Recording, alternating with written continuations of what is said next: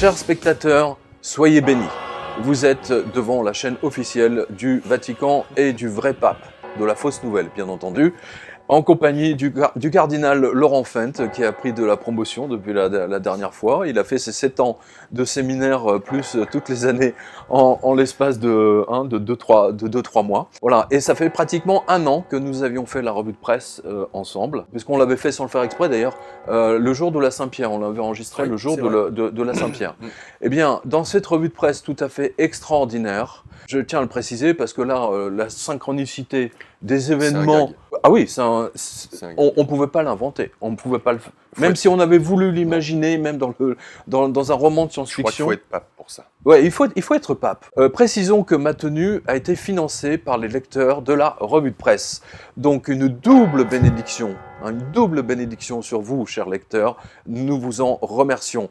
Et une bénédiction, bien entendu, spécifique. Je tiens, puisque ça c'est la bénédiction et la salutation de Saint-Pierre, le vrai.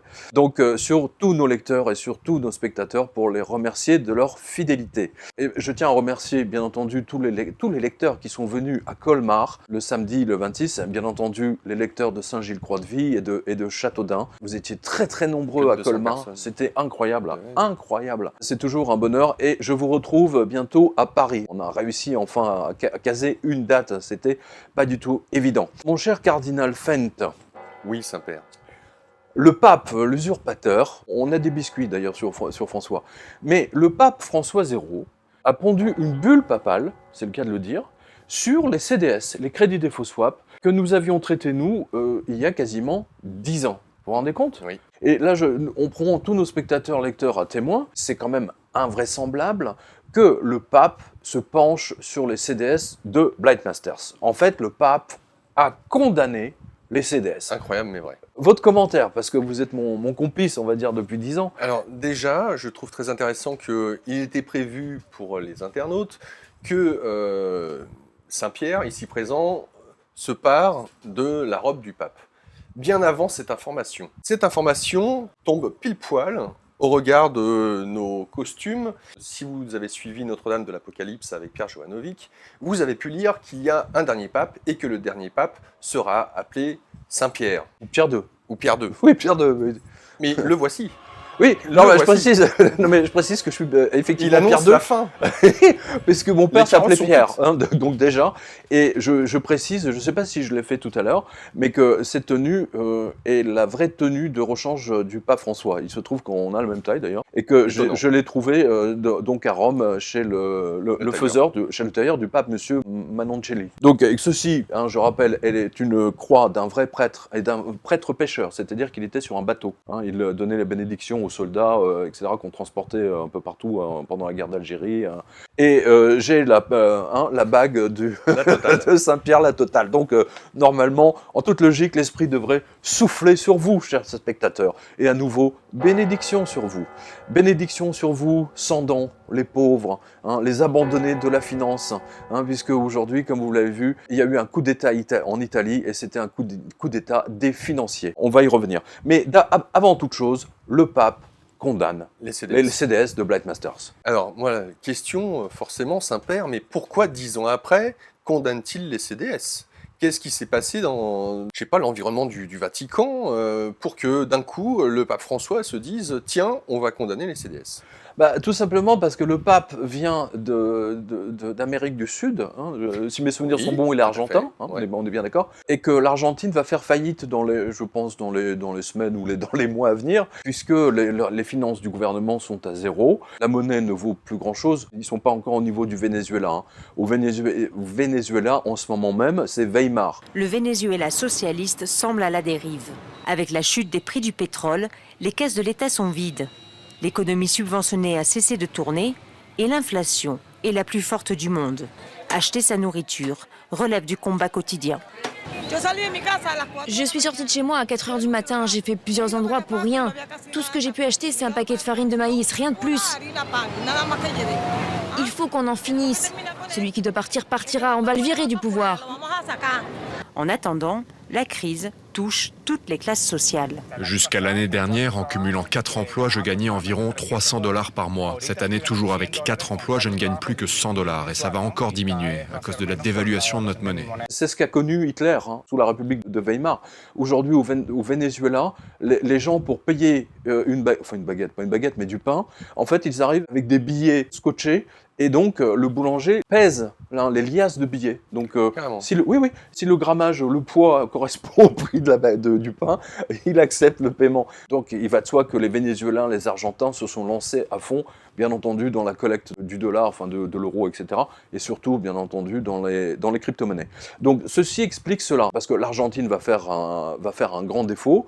Donc, il est un peu concerné, parce qu'il connaît quand même c'est le pays. Et donc, il s'est fait expliquer le pourquoi du comment, puisque c'est les CDS, les crédits défaut swap, le prix du défaut de paiement sur l'Argentine est parti en flèche. Et donc, il nous a sorti, alors tenez-vous bien, vous allez le voir derrière nous. Alors, le PDF existe en français, il a été traduit entre-temps. Je remercie d'ailleurs les lecteurs qui me l'ont donné.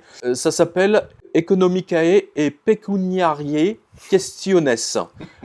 Traduit, Dieu merci, c'est le cas de le dire. Donc, il condamne les crédits défaut swap. Alors, il nous explique que ce sont des contrats d'assurance sur le risque de banqueroute. Oui, bah oui. LOL. Donc vous pouvez retrouver notre vidéo sur Blightmasters, vous avez toutes les explications, et qui permet donc de jouer sur le risque de la banqueroute d'un pays, enfin d'une tierce partie. C'est quand même là, le Vatican se penche sur les CDS, c'est phénoménal. Ils auraient pu le faire bien en amont, notamment lorsque le pape Ratzinger est parti. Ils auraient pu le faire au moment de la première crise financière. 2008. Et attends, ils auraient pu le faire au moment où le moins 777,7 s'est affiché à Wall Street quand même. Déjà.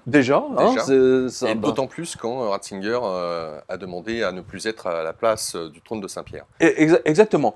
Oui, exactement. Je précise, parce que vous avez les preuves, puisque c'était une émission que Laurent et moi avions faite ensemble, et que j'avais expliqué à l'antenne de la radio ici maintenant, 1 an, jour pour jour d'ailleurs, là aussi c'était intéressant, que le pape Benoît XVI, donc si mon explication était valable de l'Apocalypse de Jean, que le pape Benoît XVI allait se faire virer, éjecter du Vatican. Là aussi vous avez l'enregistrement qui est disponible sur YouTube.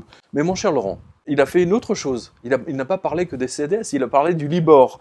Le pape qui parle du Libor, énorme. Un pape qui s'intéresse à l'économie. Oui, donc sachant que le Libor était bidonné depuis toutes ces années. Il va vous faire concurrence, Saint-Père. Il va nous faire concurrence, absolument. Les bras m'en tombent, c'est le cas de le dire. Mais après tout, le pape n'a que 10 ans de retard sur les événements financiers, ce qui me permet de dire que l'esprit souffle plus de notre côté que du sien. Ça, c'est une évidence, première chose. En 2027, il nous sortira peut-être une encyclique sur le moins 777 de Wall Street, et il ne lui reste plus qu'à passer Blightmasters à l'Inquisition. Eh oui, et lui faire avouer sa relation avec le diable en suivant la procédure établie par le marteau des sorcières. Tu connais ça, le marteau des sorcières? Non. Alors, le marteau des sorcières, c'est un livre dans lequel on déroule donc des curés, des prêtres, propres sur eux et tout, attention. Donc, ils ont établi des séances de torture à côté desquelles celle de la CIA s'est fait vraiment... c'est pour des enfants de cœur, quoi. Si mes souvenirs sont bons, 16e, on pourra vérifier. Donc, pour torturer toutes celles qui étaient considérées comme des sorcières. Alors, notamment, donc, il y avait d'abord les marques sur le corps, c'est-à-dire les taches de vin, et les tortures qui montent en puissance jusqu'à faire... Alors là, même ceux qui ne l'étaient pas finissent par avouer juste pour avoir la paix, quoi. Mais elles finissaient brûlées. Et à ce sujet, d'ailleurs, à propos du marteau des sorcières, alors il y a un auteur finnois, Mika Waltari, qui a écrit un très très bon livre, enfin un roman plutôt sur le sujet, qui s'appelle L'escolier de Dieu. Je vous le conseille parce que c'est remarquable, et d'ailleurs il parle lui aussi du marteau des sorcières. Et donc, finalement, notre revue de presse où j'étais habillé en pape, il y a 1 an, grosso modo, elle était plus que légitime. Mais on n'aurait pas pu l'inventer, ça. C'est quand même incroyable. Puisqu'on parle des CDS et des dérivés financiers, je fais une parenthèse, pour vous dire à quel point le marché financier sont toujours dans une crise absolument phénoménale. Le géant américain General Electric envisage de déposer le bilan de sa filiale spécialisée dans les subprimes. C'est trop fort. Il faut dire qu'en ce moment, plus personne ne sait quoi faire pour essayer de dégager quelques bénéfices. C'était entre autres sur Le Point, donc merci à notre lecteur Hubert. Alors mon cher Laurent, avec votre expérience, mon cher cardinal, qu'est-ce que ça vous inspire, ce pape qui condamne les CDS, qui condamne le Libor, d'un seul coup qui se réveille. Enfin, c'est quand même énorme, parce qu'il attire quand même l'attention de 2 milliards de catholiques sur les produits financiers, sur les dérivés. Bon, même s'il a 10 ans de retard, comme on dit, mieux vaut être en retard que jamais. Oui, mais pour moi, c'est comme si la flamme se ravivait avant de s'éteindre totalement. Et le fait que le pape, à mon sens, dénonce, entre guillemets, le scandale des CDS ou du Libor, c'est comme si, pour moi, il disait, voilà, ça va s'écrouler, et on souhaite, le Vatican, garder une sorte de légitimité pour peut-être ce qui pourrait s'en suivre. Et vu qu'il y a de nombreux grands économistes aujourd'hui qui disent que de toute façon, 2019, ça risque de s'effondrer. Qu'adviendrait-il si, dans ce genre de situation du Vatican et de la crise qui survient au sein même du Vatican, de toute façon depuis bon nombre d'années maintenant, et c'est de pire en pire. C'est-à-dire qu'en fait, depuis toutes ces années, en fait, ils n'ont fait que tout mettre sous le tapis. Hein, on l'a vu, on le voit, tous nos lecteurs le voient dans... C'est ce qu'ils m'ont dit d'ailleurs à Colmar, c'était très intéressant. Les banques, les gouvernements ont mis la crise, entre guillemets, tous les signes vraiment violents, ils ont tout mis sous le tapis. Ils sont en train de détruire la classe moyenne, hein, les salauds de pauvres, hein, les retraités, salauds de retraités, les sans-dents. Hein, ils leur suppriment l'APL, par exemple, hein, M. Macron. Hein, Pour que notre société aille mieux, il faut des gens qui réussissent. Et il ne faut pas être jaloux d'eux. Il faut dire c'est formidable. C'est le fameux ruissellement ? Non, je ne crois pas au ruissellement pour ma part. Mais je crois à la cordée. Si on commence à jeter des cailloux sur les premiers de cordée, c'est toute la cordée qui dégringole. Et en même temps, il nous explique qu'il n'y a pas de crise. Sauf que, aujourd'hui même, à l'heure précise, à la minute même, comme on dit, certaines disent au jour d'aujourd'hui, et à la minute de la minute et à l'heure et à la seconde, etc. En ce moment même, sur toutes les places financières, c'est un véritable bain de sang à cause du coup d'État, de ce qui s'est passé en Italie. 3 mois après les élections législatives, l'Italie a enfin un gouvernement. Le nouveau Premier ministre Giuseppe Conte, un juriste de 53 ans, prend la tête d'une équipe de 18 ministres, dont seulement 5 femmes. Il entend mettre en place un programme qui tourne le dos à l'austérité, mais qui garantit le maintien de l'Italie dans la zone euro. C'était la condition posée par le président Mattarella avant de donner son aval à ce gouvernement populiste, incarné notamment par Matteo Salvini, le chef du parti d'extrême droite, nommé à l'intérieur. Il prône un tour de vis sécuritaire et une politique anti-migrants. L'autre pilier de ce gouvernement, Luigi Di Maio, chef du mouvement 5 étoiles, devient ministre du Travail et du Développement économique. Il veut instaurer un revenu universel pour les plus précaires. Et alors, on va évidemment aborder ça. Nous sommes légitimes, hein, n'est-ce pas, mon cher cardinal. Et là aussi, les médias mainstream ont mis longtemps avant de donner les nouvelles de ce qui se passait et de ce que demandait le nouveau gouvernement, entre guillemets, des deux extrêmes, gauche et droite, arrivé au pouvoir avec combien ? 70% 70%. J'étais à Rome à ce moment-là. J'étais à Rome pour les élections. Ouais. Hein, vous pouvez retrouver ma revue de presse avec Martial Bild, justement, sur TV Liberté. Alors, qu'est-ce qui s'est passé ? 70% de la population des Italiens ont voté contre l'Europe. Hein, on fait simple. Alors, j'ai titré ça « Mort de la démocratie en Italie via son président collabo de Bruxelles ». Dans un revers cinglant de la situation dont l'Italie a le secret, le président de la République italienne, Sergio Mattarella. Mattarello. Mattarella. Bon, pour une fois, ça se termine en A. Qui n'est là que pour inaugurer les chrysanthèmes. Et qui n'a jamais été élu par le peuple, précisons-le. Ce sont les députés, les sénateurs, je crois, qui l'élisent. Et donc son élection date des majorités précédentes, bien antérieures. C'est ça le plus très important. Ouais. Oui, bien sûr. A mis son veto à la nomination du Premier ministre choisi en commun par 5 étoiles, la Ligue et le parti de Berlusconi, qui, rappelons-nous, ont recueilli donc 70% des voix anti-européennes. Plus on est attaqué, plus je suis motivé pour continuer avec ce gouvernement.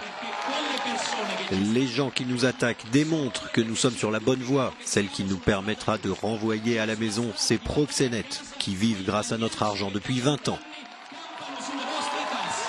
C'est énorme, c'est donc une... Ça s'est passé le week-end dernier, et donc devinez ce qui s'est passé, les Italiens n'ont eu qu'un seul tort, voter contre l'Europe. Les journaux payés par Bruxelles vous expliquent que c'est parce que le CV du juriste Giuseppe Conte, professeur de droit à Florence, a été bidonné.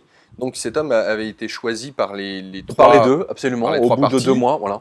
Pour les représenter. Pour le Premier ministre. Voilà. Premier ministre. Et surtout parce que la Lega et 5 étoiles voulaient comme ministre de l'économie Paolo Savona, âgé de 81 ans. Ouais, c'est très important parce que Paolo Savona, donc professeur d'économie lui-même, donc s'est toujours battu contre l'euro. Voilà. Il a toujours dit que l'euro c'était une monnaie bidon et que ça n'avantageait que l'Allemagne et que l'Italie en paierait les frais. Là, on y est. Il a dit ça il y a 20 ans. Hein. Il a toujours continué à le dire. Hein, donc c'est pas un économiste comme ça qu'on sort de son chapeau. Je veux dire, c'est quelqu'un qui a eu des arguments extrêmement techniques et structurés et il n'a jamais dévié. Il n'a jamais, contrairement à Marine Le Pen et à tous ceux qui et à Philippot. Enfin bon, bref, tout le FN, hein, ils n'ont pas changé leur fusil d'épaule tous les 15 jours. Voilà. Donc forcément, les Italiens voient ça comme un déni de démocratie, une trahison envers le vote du peuple. Bah, bien sûr. À quoi ça sert sinon que on demandait au peuple de voter, de venir voter et ensuite on dit bah non, finalement. Votre choix ne nous intéresse pas parce qu'il ne plaît pas au marché financier. Sous des raisons fallacieuses.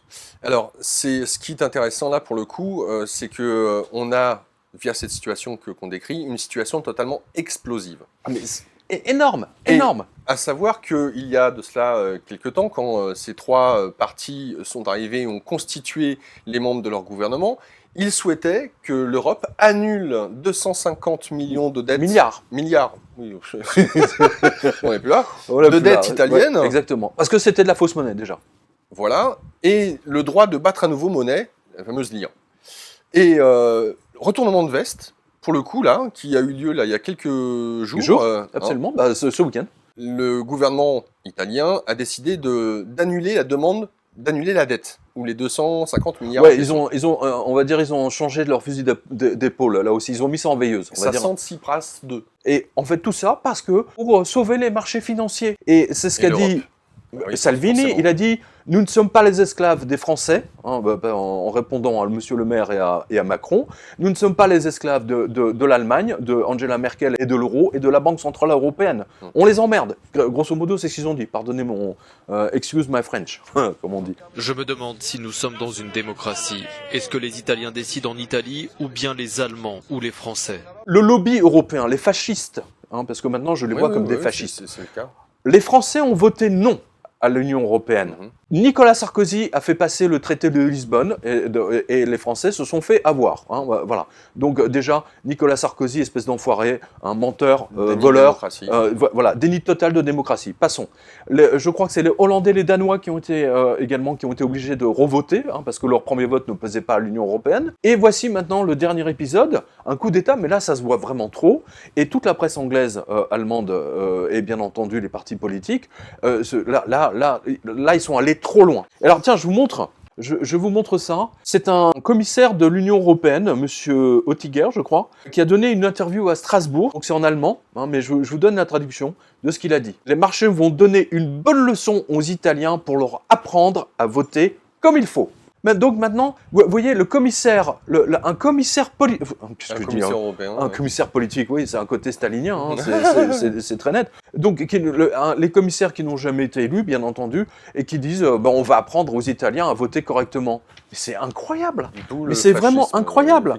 Les marchés vont dire aux Italiens comment voter correctement. Mais la politique de l'Italie ne se fait pas dans la corbeille, comme disait De Gaulle. Hein, la politique de la France ne se fait pas dans la corbeille. Mais maintenant, nous avons... Voilà, les Italiens ont un traître, il s'appelle Mattarella. On a un traître aujourd'hui au pouvoir. Enfin, on en a déjà eu 3. Hein, on a eu Sarkozy, Hollande, et maintenant on a Macron. Alors Macron, lui, c'est... lui, c'est la totale. Hein. Il veut même un ministre des Finances économiques global qui ne prendra des décisions que pour les biens de l'Union européenne et pas du tout pour les Français. Et alors, deuxième chose, pour que vous compreniez tout ça, c'est un graphique que Bloomberg a fait. 140%, c'est le ratio de la dette par rapport au PIB italien. Donc, vous voyez que les Italiens sont endettés à 140% de leurs revenus. Ils gagnent 100, mais ils doivent rembourser 140. Donc, tout va bien. Mais là, ce que Bloomberg a calculé, c'est le coût de la dette. Hein, parce qu'il faut financer les bons du trésor de la dette. Hein, le bon du trésor, c'est la dette que le peuple italien emprunte sur les marchés. Voilà. Là, on a un graphique qui dit, alors c'est le scénario avec 3,5%. La dette à 5 ans, 10 ans, peu importe. On va dire que le coût moyen est de 3,5%. Mais si tout déraille d'un coup, comme c'est en train de se passer en ce moment, eh bien, on arrive effectivement, on remonte, l'endettement de l'Italie va augmenter de manière massive. Rappelle-toi, mon cher Laurent, on avait chroniqué, nous, sur la radio, sur la revue de presse, bien sûr, et sur la radio, la Grèce était obligée de payer des taux d'intérêt de 40, 45, même 60% pour des bons du Trésor à 6 mois ou 1 an ou à 3 ans. C'est absolument criminel. Et je crains malheureusement pour nos amis italiens que c'est ce qui va se passer. Voilà. Donc c'est la mise en esclavage par la dette. Et d'ailleurs, il y a une info là, si tu peux la lire. Déjà, à cause de la dette italienne, les Italiens ont été dépecés de leur trésor. À quoi sert la mise en esclavage d'un pays par la dette ?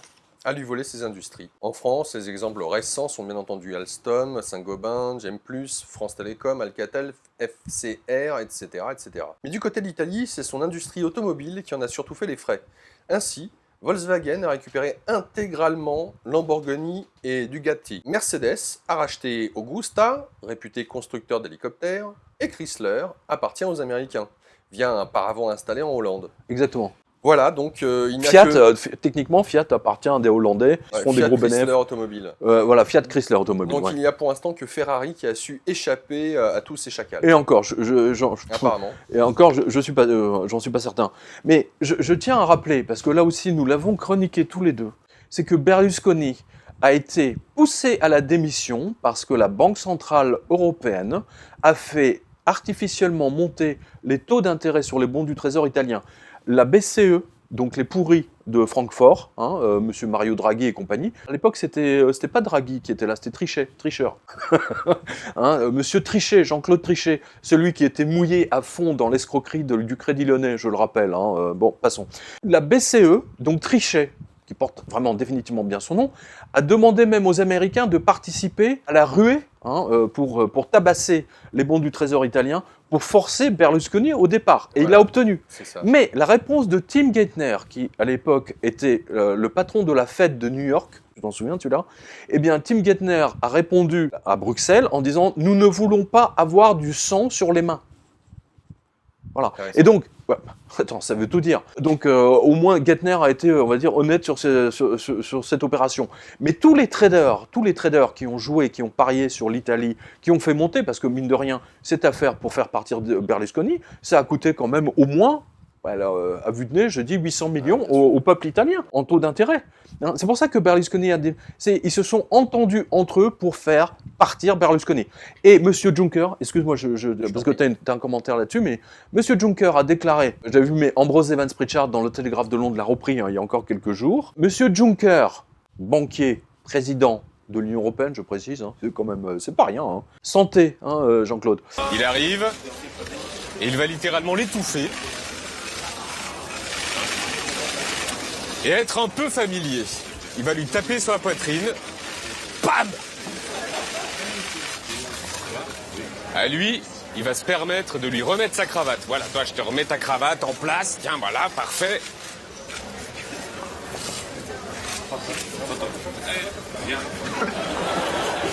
Avec un autre, il compare sa cravate. Tiens, ma cravate. À un commissaire européen, il tire carrément dessus. Chla ! Le grec Tsipras arrive sans cravate, donc du coup, tiens, je te mets une cravate, c'est rigolo, et je te mets 2 tapes dans le dos. Et de la gifle à la mandale, il n'y a qu'un pas, regardez. Il a déclaré, dans notre cave, nous avons des outils de torture pour les pays récalcitrants. C'est pas énorme ça ?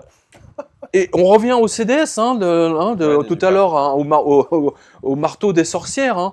Eh bien, M. Juncker a son marteau des sorciers, pour le coup. C'est la Curie. C'est la Curie. Bien. Paix sur toi. C'est la Curie.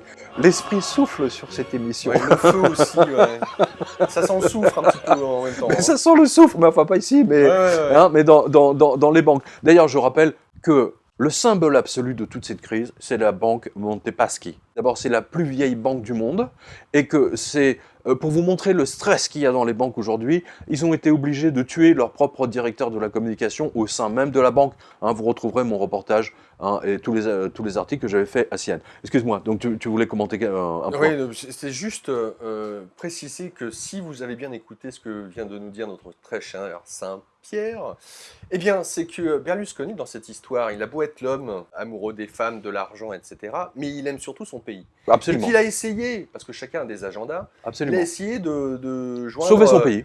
Oui, et puis d'un côté, mélanger les torchons et les serviettes, bref, pas facile de faire le grand écart.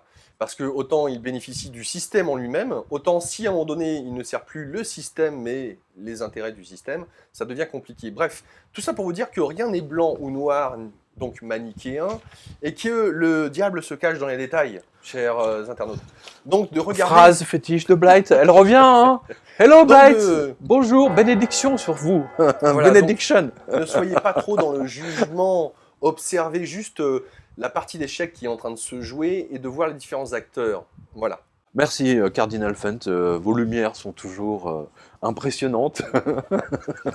Lumière et espérance. Voilà, donc Juncker a tout dit, hein. Donc il a des instruments de torture. Hein, voilà, c'est l'inquisition européenne. Ça y est, maintenant nous sommes officiellement dans un système fasciste. Alors c'est soft, hein, bien sûr, mais on a des biscuits, on a des éléments. Vous allez voir que cette semaine, enfin la semaine qui vient de passer, hein, les 10 jours qui viennent de passer, sont absolument extraordinaires parce que vous voyez que la démocratie s'étiole dans tous les pays, mais vraiment partout.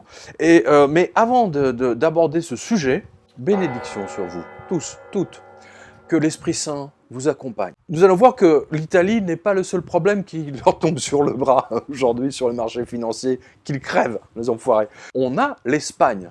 Dans la série « Faites ce que je dis, mais ne faites pas ce que je fais », vous aurez compris qu'il s'agira tout de suite de parler de Mario Rajoy. À la crise financière italienne s'ajoute maintenant l'Espagne pour cause de corruption de Mario Rajoy. Vous ne le savez peut-être pas, mais l'Espagne vit en ce moment un scandale politique qui met en cause le Premier ministre Rajoy dans une affaire de fausses factures finançant son parti politique. Tiens, des airs de copier-coller avec la France.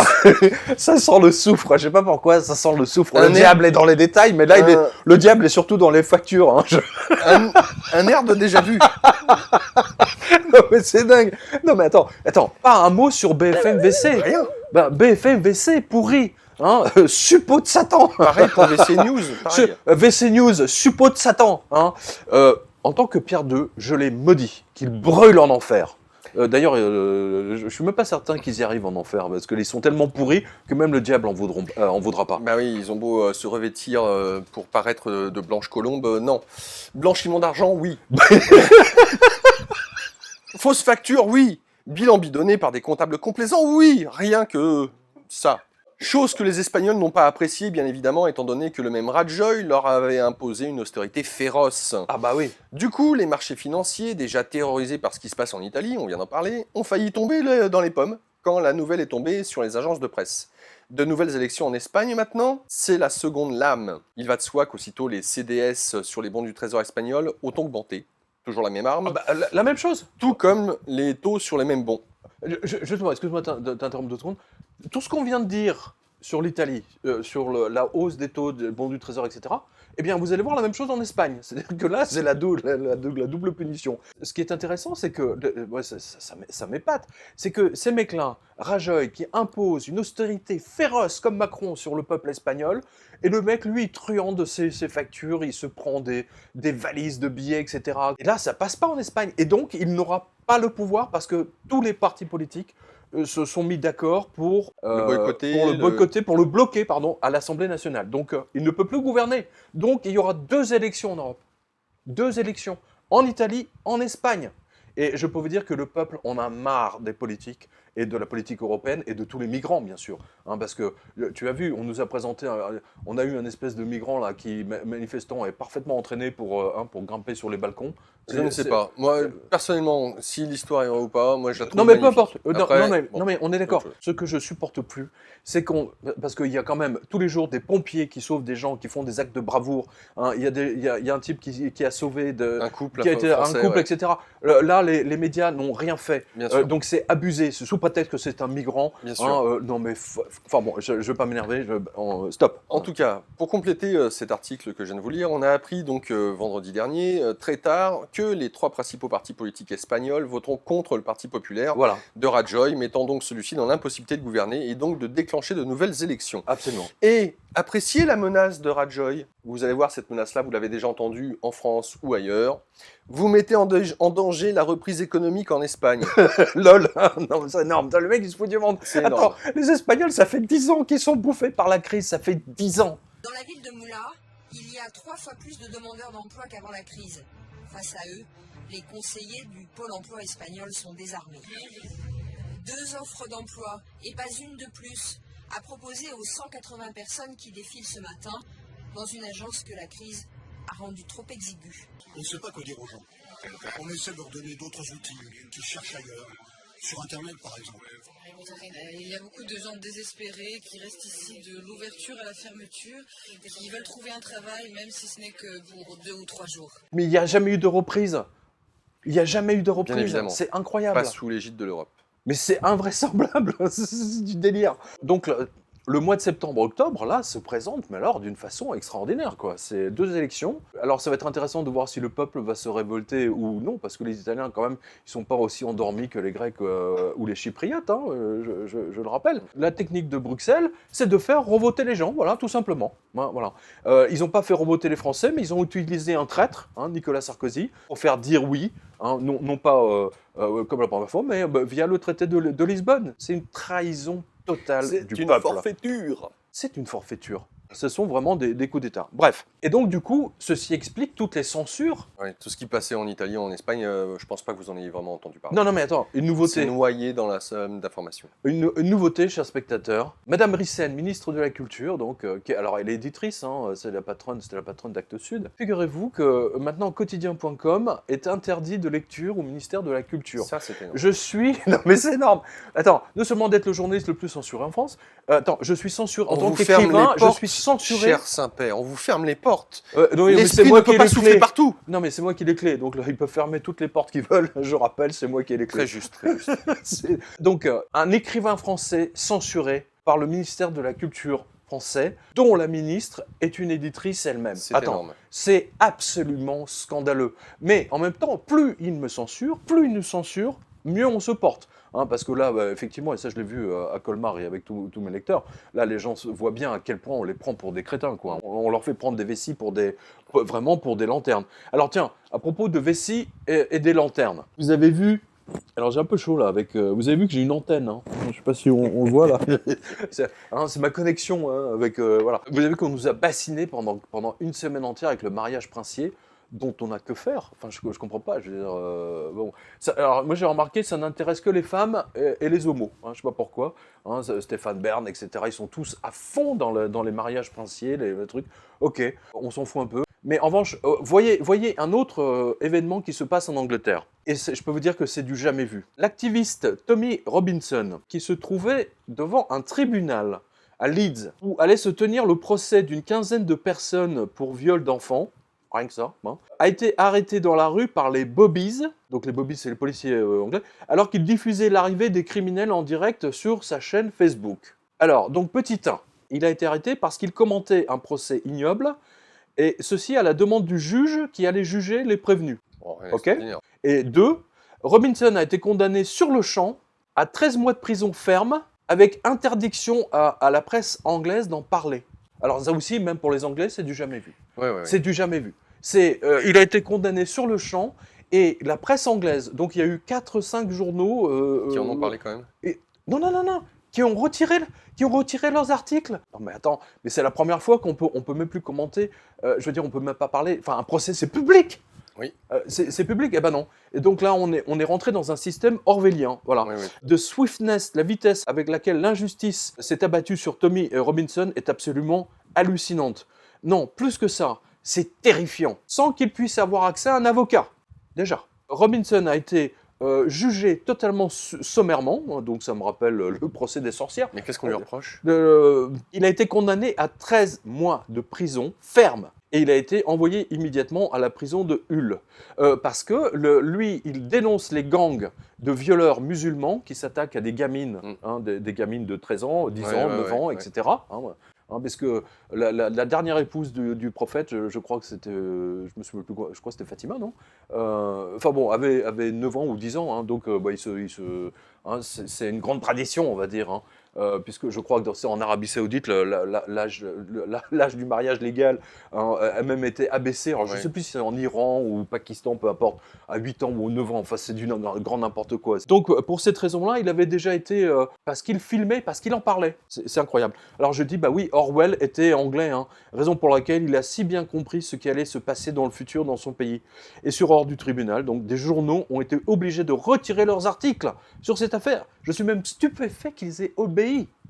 En Angleterre, le pays qui se considère comme celui de la liberté totale de la presse et phare mondial de la liberté d'opinion. Il faut dire aussi que tout ce qui a trait à la pédophilie, c'est... non, mais attends. Il ne faut surtout pas en parler. Parce que ça soit des musulmans ou pas, on parle de réseau derrière. Non, mais attends, il y a la suite. C'est certain. Alors, la raison pour laquelle le juge, écoute bien, a pris cette décision et que Robinson était déjà condamné à du sursis pour avoir couvert un premier procès de viol d'enfants, blabla, parce que la justice anglaise voulait faire passer sous le radar parce qu'il s'agissait de gangs musulmans. Très important de comprendre ça. Il est vital de maintenir la paix sociale, comme vous le savez. Hein, donc là, vous comprenez mieux. Alors, pour défendre Robinson, comme d'autres journaux anglo-saxons, hein, je vous donne la liste de tous ceux qui étaient... voilà. Alors tiens, je vous donne quelques exemples pour que vous ayez une idée. Monsieur Amere Singh Dhaliwal, 34 ans. Donc, il est chargé pour 54 crimes, dont 21 pour viol et 14 pour proxénétisme, dont 11 petites filles, hein, de 2004 à 2011. Irfan Ahmed, 32 ans, donc 9 crimes pour photographie pornographique d'enfants. Mohamed Kamer, 32 ans, blabla, 9 crimes, dont 2 pour viol d'enfants, etc., etc. Voilà, non mais, c'est du délire. Enfin, je veux dire, mais en quel honneur un juge peut-il interdire à la presse de couvrir l'événement? Mais c'est insensé. Vous avez toute la suite hein, sur la revue de presse. Hein. Alors, c'est que des viols d'enfants, parfois même âgés de 9 ans. Hein, c'est monstrueux, voilà. Alors, autre mort de la démocratie, alors vous allez comprendre, hein, parce que tout se passe en ce moment, hein, en ce moment même. Alors, mon cher Cardinal Fent, ça le fait, hein, Cardinal Fent, c'est un côté allemand. C'est pas mal, ouais. C'est un côté allemand. C'est pas Ratzinger, mais bon. Ouais, il y a un côté Munich, hein, il y a un côté ISO 9000. ISO 9000. Cardinal Fent. Attention, Dankeschön. On va parler d'un pays qui fâche. Oh, bah là, oui. Mais c'est très, très intéressant. Ah, mais c'est très peut-être que intéressant. vous avez vu l'information passer là aussi, noyée dans la masse d'informations. Donc, vous êtes tous au courant des Palestiniens qui, le jour où l'ambassade américaine a est été venue inaugurée à Jérusalem, avec notamment des évangélistes qui étaient là pour féliciter Donald Trump d'avoir acté ce genre de choses, avec encensement de tout Israël. Bibi était là, tout le monde était content. Voilà, sauf que il y avait 1760 Palestiniens qui étaient là et qui disaient non. Non, il y a 1700 blessés. C'est beaucoup plus que ça. Oui, 1760 blessés et dont 60 abattus. 60 abattus. Attends, 60 morts. Ça a fait, vous l'avez vu. C'est du tir au pigeon. Ça a fait un tel scandale que là, forcément, BFM et consorts ont été obligés d'en parler. Parce que, BFM, en plus, attends, sur les réseaux sociaux, ça a été... BFM qui appartient à un Israélien et BFM, l'autre. VC News. VC News, qui est piloté là aussi par un grand sympathisant du Bêta. Serge, bonjour à toi. On se connaît bien, parce qu'on a démarré nos carrières ensemble. Donc c'est intéressant. Ils ont très vite botté en touche, hein. Très vite. Forcément, ils étaient un tant soit peu obligés d'en parler. Donc voilà ce qu'il en est. Alors, afin que Tsahal puisse abattre ces gueux palestiniens sans que cela fasse de scandale international, 2 députés vont faire voter une loi afin, écoutez bien, d'interdire à la presse locale et internationale de photographier et filmer ce type de massacre qui donne une très mauvaise image du pays israélien. D'ailleurs, vous avez vu aussitôt, hein, donc on parlait de BFM et de VC News, ont hérité d'une campagne de publicité, alors celle-là vous la voyez depuis un bon moment, hein, pour passer vos vacances en Israël avec une femme, voilà, enfin tout ce qu'il faut pour donner envie, hein, assez tourné vers les femmes, le soleil, la plage et tout ce que vous pouvez imaginer, histoire de donner une bonne image comme quoi il fait bon vivre en Israël. Allez passer vos vacances en Israël, vous ne serez dérangé par rien d'autre que la doxa du régime de Bibi. Donc c'est là où c'est très dommageable pour les libertés au sens large du terme, notamment celle d'information, entre celle que vient de vous lire Saint-Père de ce qui se passe en Angleterre, ou ne serait-ce que le fait d'informer. Maintenant, c'est plus possible, ça c'est vraiment Orwell. Et là, pour le coup, avec ce qui s'est déchaîné contre Israël de la part de la communauté internationale, Là aussi, on voit, il y a De Villepin qui a été très clair là-dessus devant Jean-Jacques Bourdin. C'est toujours intéressant d'avoir ce genre d'écho, au moins en France, de la part d'un politicien. Mais voilà, en Israël, maintenant, il ne sera plus possible de filmer et de faire part de ce qui s'y passe réellement. Ça sera sous couvert. Juste, il y a une info que j'avais donnée à l'époque sur quotidien.com. Je crois que les Espagnols ont fait voter la même chose suite aux affrontements qu'il y a eu en Espagne, justement, contre le gouvernement de la politique d'austérité européenne. C'était il y a 2-3 ans. Alors, je sais pas si la loi a été votée, mais il est interdit désormais, je crois, de filmer les policiers espagnols en train de frapper les manifestants. C'est la même. Et d'ailleurs, on a vu que Gérard Collomb, il était sur le point de dire, finalement, je pense que ça nous pend au nez déjà en France. Oui, c'est quasiment sûr. Puisque l'autre jour, il a dit, c'est aux manifestants de se débarrasser des black blocs. Exactement. Ce n'est pas normal que les black blocs cassent et que les manifestants n'ont pas de responsabilité. Alors, à Monsieur Collomb, je vous rappelle, c'est la loi, on ne peut pas se faire justice soi-même, je vous le rappelle, c'est le b.a.-ba. Mais comme il est un peu vieux, Christophe Colomb, là, il ne sait même plus ce qu'il dit. Macron était obligé de lui faire plaisir, de lui donner un ministère d'État, parce qu'il a été son premier supporter. Donc c'est son remerciement à Monsieur Collomb, dont la femme, d'ailleurs, va se présenter à la mairie. Donc tout ça, c'est de père en... C'est comme Sarkozy qui avait voulu mettre son fils, qui s'était planté dans sa première année de droit, il voulait mettre président de l'EHPAD de la Défense. Le mec, il devient fou. Donc voilà, alors finalement Israël, pour ceux qui en douteraient encore, devient un pays où l'apartheid est roi, et encore soutenu plus ou moins par une ensemble de la communauté internationale. C'est ça qui est incroyable, et que parmi tous ces massacres, il n'y a encore aucune sanction qui a été entreprise pour l'instant. On demande ce que fait l'ONU dans cette histoire. Mais l'ONU, arrête, mais c'est un truc des Américains, mais c'est une plaisanterie. On est d'accord, mais c'est là vaste fumisterie. Pour ceux et celles qui douteraient encore, soyons clairs sur ce qui se passe. On n'a plus la liberté réellement de pouvoir dire ce qu'il en est. Lutter contre le système renforce le système. Et je pense que ça, c'est très intéressant. D'ailleurs, puisque en tant que Saint-Père et cardinal, il soit bon de pouvoir vous transmettre l'Esprit de Dieu, ce à quoi on résiste perdure. Donc, quelles seraient les différentes alternatives par rapport à ça ? À part le fait de tous nous unir, et puisque le diable aime diviser, le diable, tant que nous restons dans cette séparation, cette division entre communautés, gens de couleur, hommes, femmes, eh bien il sera très très très très difficile, voire impossible, que nous puissions faire poids et mesure, parce que juste un petit chiffre, 1% de la population mondiale possède 86% des richesses mondiales. Donc 1%, 86%. Bénédiction à tous les sans-dents, à tous les pauvres. Donc unissons-nous, arrêtons de voir ce qui nous sépare. Voilà. Arrêtons de voir ce qui nous sépare. Alors, on parlait de la liberté de la presse. Alors, autre information, je pense que vous... Alors, celle-là, vous l'avez vue, c'est amusant. Parce que là, on touche au point. Mais là, il y a deux choses qui Là, il y a deux choses qui se télescopent. Écoutez bien. Alors, mort de la démocratie, donc troisième volet, en France, via Erdogan. Alors, que vient faire le président turc dans cette affaire ? Ben si. Le journal Le Point, qui défend toujours les intérêts américains. Vous l'avez toujours remarqué. D'ailleurs, il y a Bernard-Henri Lévy dedans. Donc, et puis, il y a tous les mecs du Bilderberg, qui sont invités au Bilderberg, qui ont des éditeurs, qui sont éditorialistes. Donc, Le Point, qui défend toujours les intérêts américains, a décidé de faire sa une sur le président turc Erdogan. J'ai marqué Erdogan, c'est drôle, avec la manchette « Le dictateur ». Un rappel non déguisé au film de Charlie Chaplin, qui avait tourné en dérision, et avec talent Adolf Hitler et Benito Mussolini. Donc vous voyez déjà l'association d'idées auquel voulait Le Point, parce que c'est Adolphe. Voilà. Mais une vraie première, des Turcs vivant en France ont décidé de s'attaquer à tous les kiosques à journaux dont le dos porte une ou plusieurs affiches de cette une du Point. Et à coups de manches de pioche, ils ont détruit quelques kiosques, voire les vidéos. Vous allez le voir, les gens ont filmé, c'est complètement fou. Afiş böyle indirilir aşağı. Afiş böyle indirilir. Valla onlar indirdi, biz indirelim o zaman. Kavga çıkarmadın. Adam olacaksınız. Adam olacaksınız. Çıkar bakalım onu.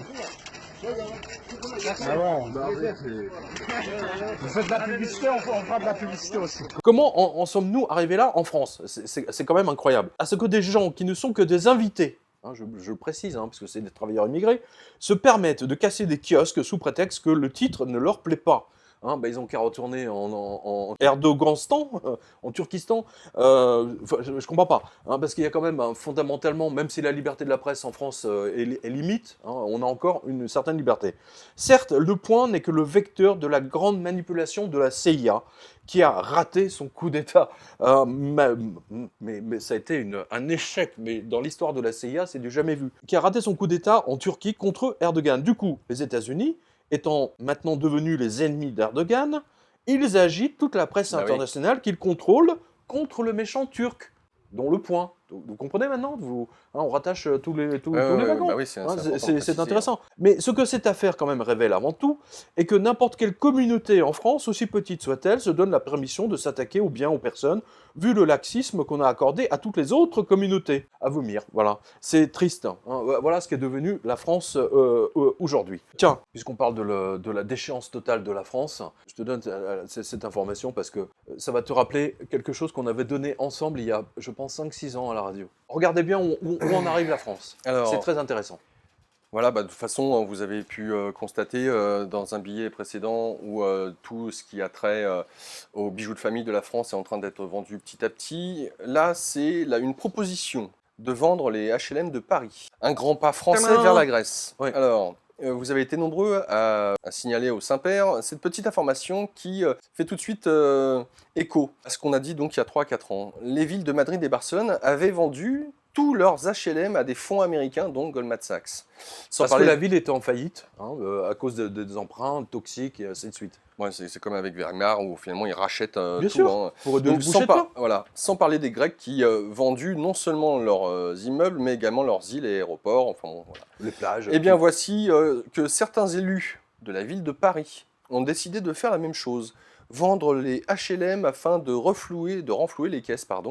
Les conseillers de la capitale progressistes, constructifs et indépendants, PPCI et ex-LR, et démocrates et progressistes ex-PS, proposeront, je cite, un plan quinquennal visant à vendre chaque année 1% du parc social de la ville de Paris. Anne-Christine Lang, conseillère de Paris, et députée République En Marche de la 10e circonscription de Paris. C'est ça qui est important. En Marche. Défend ainsi, je cite, une question de fluidité et de mobilité dans le parcours social. Fluidité, mobilité dans le parcours social. C'est du n'importe quoi. En fait, c'est une affaire purement financière. Je continue ces propos. Vas-y. On a un problème avec la classe moyenne. Salaud de pauvre. Qui vit avec 2 SMIC. Salaud de pauvre. Salaud de riche. Qui vit avec 2 SMIC, c'est honteux. Et les prix du marché à Paris, même quand on a un peu plus de moyens, se pose toujours ce sujet d'accession à la propriété dans le parc privé. Fin de citation. L'équipe d'Anne Hidalgo entend bien leur adresser une fin de non-recevoir, qualifiant cette proposition, je cite, d'aberrante, parue dans la Tribune. Notre lecteur Spartacus commente, je cite, HLM à vendre à Paris, comme en Espagne, sauf qu'un pauvre expulsé aujourd'hui sera le miséreux de demain. Et un révolutionnaire après-demain, et ses enfants aussi. Cette première tentative n'aboutira pas, mais les jours d'Anne Hidalgo sont comptés. Avec la nouvelle équipe à venir, soyez certains que cela reviendra sur le tapis. Évidemment. Et c'est pas 1% qui vont vendre, c'est tout. Évidemment, de toute façon, la ville de Paris 1% par an, a des prêts absolument toxiques. Il faut que je revienne sur le sujet. Je l'ai déjà abordé, vous pouvez le voir sur la revue de presse. La ville de Paris est bouffée par les taux d'intérêt qu'elle paye à des banques françaises et surtout à des banques étrangères. Donc ne soyez pas surpris. Et de toute façon, Anne Hidalgo va dégager parce que c'est la plus mauvaise merde. Elle est d'une nullité, mais sans commune mesure. Enfin, vu comment elle a transformé Paris. Alors tiens, puisqu'on parle des sans-dents, on va passer de l'autre côté de l'Atlantique. Parce on vous dit qu'il y a le plein emploi aux États-Unis. Ah oui, bien sûr. Et alors là, je cite là aussi une grande source de fausses news, puisque je rappelle, je suis avant tout le pape de la fausse nouvelle. Donc CNN Finance a révélé que 4 Américains sur 10 sont dans l'incapacité de payer une dépense imprévue de $400 seulement. Je crois que c'est l'équivalent pareil en France. J'en suis quasiment sûr. Je pense que tu as peut-être raison. Ouais. Du genre réparation auto imprévue, machine à laver qui lâche, $400, dépenses médicales. Cela vous donne la réalité dont la presse généraliste ne vous parle jamais, préférant vous expliquer que jamais le chauffage n'a été aussi bas aux États-Unis. Oubliant de préciser que 3 ou 4 Américains sur 10 jonglent avec 3 emplois à tiers-temps, genre garçon de café le matin, débarrasseur de plats le midi et plongeur le soir. Encore plus intéressant, l'étude a été faite par une branche de la Fédérale Réserve. Non, mais Énorme. c'est énorme. Là aussi, c'est un fournisseur de fausses news, Ouais. c'est bien connu. Ouais. Et regardez comment CNN maquille la réalité. Il faut vraiment oser. Il dit oui, mais c'est en fait la situation s'améliore hein, pour les classes moyennes. Hein, tralala. Hein, mais bande de menteurs. Mais c'est invraisemblable. Voilà. Donc vous avez le lien sur CNN. Vous pouvez le voir. Et alors une autre information qu'on peut mettre En lien. à côté, voilà, c'est qu'il y a une étude qui vient de sortir aux États-Unis. Alors là aussi, dont personne ne parle. C'est incroyable. C'est l'augmentation phénoménale du nombre de suicides depuis que Wall Street a explosé, c'est-à-dire depuis le 29 septembre 2008. Vous avez des régions, des États où le nombre de suicides a augmenté quasiment de 20%. 20%. Ce sont chaque année des centaines de milliers de gens qui mettent fin à leur jour parce qu'ils sont totalement endettés. Les États-Unis sont tellement endettés, ils ne pourront jamais rembourser leur dette. Hein, ça, je l'ai toujours dit. Comme nous tous, tu le sais bien. oui. Et ils auront besoin d'une guerre pour tout remettre à zéro. C'est pour ça qu'ils cherchent la guerre avec la Chine, avec les Russes. Ils cherchent le moindre prétexte, mais ils vont le trouver à un moment donné. Quand ils ne pourront plus rembourser tout ce qu'ils doivent aux autres pays, hein, eh bien, ils déclencheront la guerre. C'est ce qui s'est passé, hein, je le rappelle, en 1900, dans les années 30. De défaut de paiement en or sur les lingots d'or pour les autres pays, qu'a fait Franklin Roosevelt. Il a forcé tous les Américains à vendre leur or à la Fed, hein, parce que Wall Street est tombé à zéro. Pas à zéro, mais 42 points exactement. 42. Hein. Là, vous retrouvez tous les détails dans le livre 777. Avant de faire une pause, deux nouvelles très très intéressantes. Alors, je vais en donner une. C'est Orange Bank, qui est en relation avec l'information que Laurent va vous donner. La banque Orange, pardon, se prend pour la Gestapo. Si, alors vous avez les images. Vos libertés, nos libertés, ont disparu. Puisque la toute nouvelle Orange Bank veut savoir pour quelles raisons vous retirez votre argent. Oubliez cette banque, elle n'existe même pas dans le réel. Donc, et en fait, ce que vous voyez, c'est que t'as un mec, un conseiller que t'as jamais vu, ça se trouve, le mec, il est au Brésil, au Maroc, ou Dieu seul sait où. C'est les fameuses banques en ligne. Qui surveille les comptes de notre lecteur et qui dit vous avez retiré tout votre argent liquide, enfin une grande partie. Pourquoi merci de me donner des raisons. Mais on t'emmerde, pardon. C'est toutes les banques font ça. Toutes. Non, Maintenant, mais au-delà d'un certain incroyable. seuil. Mais voilà, mais on est rentré dans le fascisme bancaire. Et mon cher Laurent, à toi l'honneur, puisque ensemble on avait fait 777 il y a bien longtemps, et bien voilà. On y est, 10 ans plus tard, on y est. Sans être marqué, tu ne pourras ni vendre ni acheter.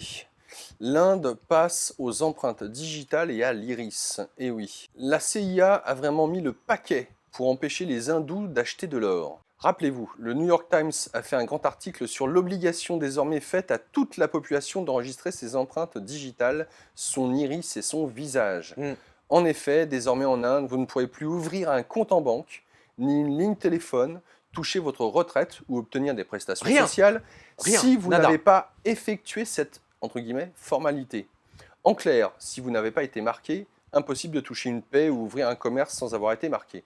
Alors, tu le disais, il y a de ça encore déjà. De toute façon, on est tous marqués, le fait qu'on ait une carte bancaire. Le fait qu'on a l'obligation d'avoir un compte bancaire, voilà, déjà, sinon on est mort socialement, on n'existe pas. On est mort social.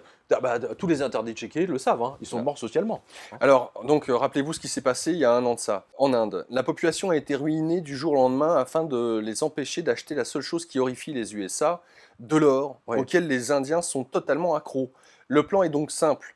Numériser chaque citoyen et le bancariser de force. Voilà. Ainsi, en le projetant dans la modernité du virtuel, cela lui passera l'envie d'avoir de l'or comme au Moyen-Âge. Voilà pour cette information qui est quand même énorme en tant que telle, puisque l'Inde est le premier pays à devenir totalement virtuel, où l'argent, monnaie n'existe plus du tout. C'est pas le premier. Aujourd'hui, la Chine a fait des progrès ils sont bien en colossaux. Vue. Oui, c'est vrai. Voilà. La Chine a fait des progrès colossaux, mais il faut le savoir. Hein. Avec c'est-à-dire qu'aujourd'hui, en Chine, par exemple, c'est Ambrose Evans Pritchard qui note. Bon citoyen, mauvais citoyen. C'est amusant d'ailleurs, parce que c'est Ambrose Evans Pritchard qui m'a raconté ça à Rome, justement, parce que son fils, alors je ne sais plus s'il est à Pékin ou à Singapour, peu importe, il va souvent en Chine. Aujourd'hui, en Chine, si vous payez avec de l'argent liquide, vous êtes vu comme un paysan, quoi. Vous êtes vu comme un gros lourdeau. C'est-à-dire, aujourd'hui, vous ne pouvez payer que de manière électronique. Et maintenant, pire que ça, c'est-à-dire que là, en Chine, ils sont déjà au-delà de 777. C'est-à-dire que maintenant, tout citoyen est noté pour sa civilité. Oui. Hein, si tu es un bon citoyen, tu peux voyager. Si tu es un mauvais, tu ne bouges pas de voilà. chez toi. C'est-à-dire qu'en fait, il y a des points. C'est un peu comme le permis américain à Exactement, points. un permis à points. Ou le permis à points, tout simplement. Et donc, si vous dépassez un certain nombre de points d'incivilité, eh bien, vous avez interdiction de prendre le train et interdiction de prendre l'avion. Je ne sais pas si vous imaginez où on va. Le Parti communiste et son président ont décidé qu'en 2020, tous les citoyens pourraient être notés sur la base de leurs données personnelles et professionnelles. C'est le crédit social. Ce système de notation à l'échelle de tout un pays pourrait ressembler à ça, car il existe déjà. Voici le site officiel de la ville de Swinning et son règlement d'évaluation de la population. Comme notre permis de conduire, c'est un système à points, 1000 étant le maximum. Griller un feu rouge fait perdre des points, mais cela va beaucoup plus loin. Mal s'occuper de ses enfants, 50 points en moins. Critique ou diffamation du parti sur les réseaux sociaux, 100 points de perdu. En revanche, le bénévolat rapporte 10 points, et si le parti vous reconnaît comme citoyen modèle, on en gagne 100. Ceux-là peuvent bénéficier d'une aide pour créer une entreprise, les autres peuvent perdre leur emploi. Vous voyez, et tout ce qui se passe en général au Japon, en Chine, parce que maintenant ils sont au même niveau que les Japonais en termes de... Moi j'ai toujours vu en tant que journaliste informatique, par définition, que les Japonais avaient toujours 10 ans d'avance sur nous. Les Chinois ont bien rattrapé. Voilà, et on y va. Et je pense que d'ici, ça recoupe la suppression de l'argent liquide, la volonté de l'Europe de vouloir supprimer l'usage de l'argent liquide à partir de, je pense, de 2021.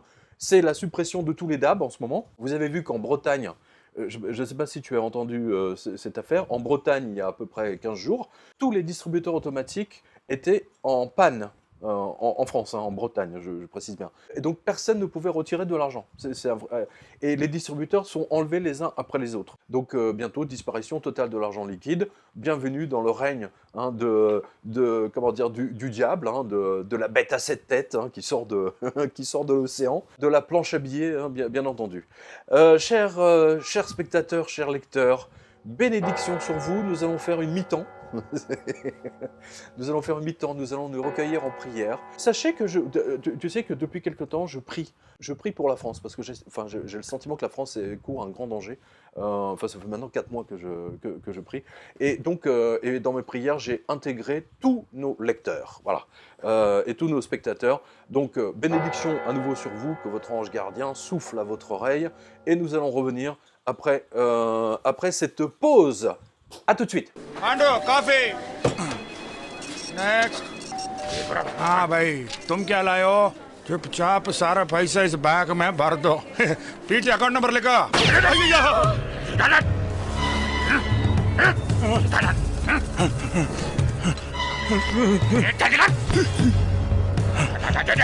Take it.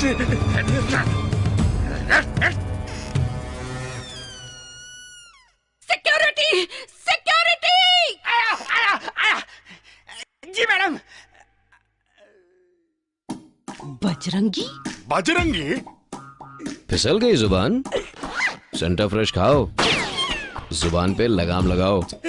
Chers amis, nous sommes de retour dans la revue de presse internationale avec le cardinal Fent. Bénédiction sur vous, chers amis, que Dieu vous accompagne et qu'il vous protège via son ange gardien. Amen. Amen. Justement, on va amener toutes les arnaques bancaires. Et alors, cette semaine, on en a une pléthore, c'est invraisemblable. Alors, c'est pour ça, justement, puisque j'étais à Rome et que c'est la tenue de rechange officielle de François, du pape François.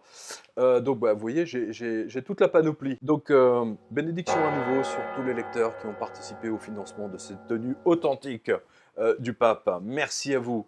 Alors, escroquerie via hedge fund américain. Alors, la SEC, le gendarme de Wall Street, a mis derrière les verrous 3 gestionnaires du hedge fund new-yorkais Premium Point Investment. C'est un point, c'est tout, quoi. Mais là, c'est le point final, on peut dire ça comme ça. Pour une fraude massive portant sur des centaines de millions de dollars aux dépens, évidemment, des pauvres clients, entre guillemets, qui leur avaient confié leurs fonds à gérer. Mais la cavalerie n'a pas duré, puisqu'en 2016, déjà, la firme n'a pas pu payer ses clients. Laisse, je gère, comme dirait Madoff. Amin Majidi, Anilesh Ahuja et Jeremy Shore avaient minimisé leurs pertes, augmenté artificiellement les valeurs et pour compenser ont pris des commissions massives que les clients n'ont pas dû apprécier. Et donc à partir de ce moment-là, tout est parti en vrille évidemment, puisque les clients se sont plaints.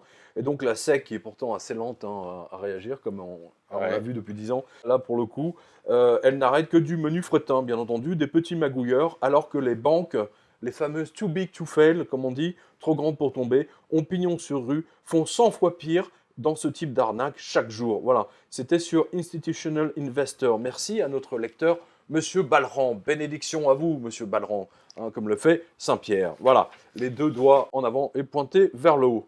Cardinal Fent. Oui, on reste toujours aux États-Unis avec une escroquerie de la Merrill Lynch.